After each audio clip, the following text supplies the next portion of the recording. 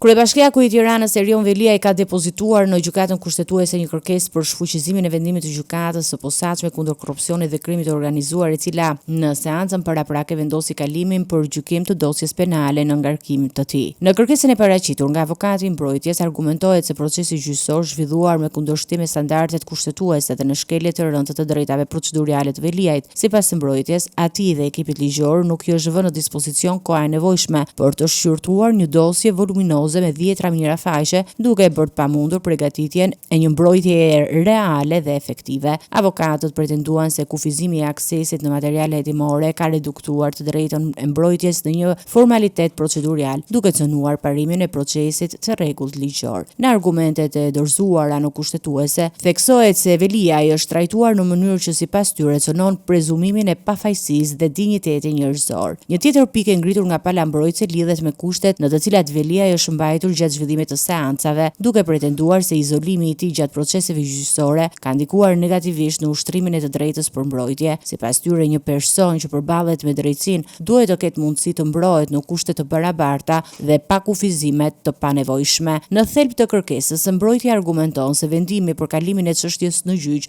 është marrë mbi një proces të komprometuar juridikisht, i cili sipas tyre është antikushtetues dhe nuk mund të prodhojë pasoja të vlefshme ligjore. Për këtë arsye, Veliaj kërkon nga gjykata kushtetuese jo vetëm shfuqizimin e vendimit të seancës paraprake, por edhe shpalljen të pavlefshme të të gjitha veprimeve procedurale të kryera ndaj tij. Tashmë pritet që gjykata kushtetuese të shqyrtojë kërkesën dhe të vendosë nëse pretendimet e ngritura nga pala mbrojtëse do të pranohen për shqyrtim në themel.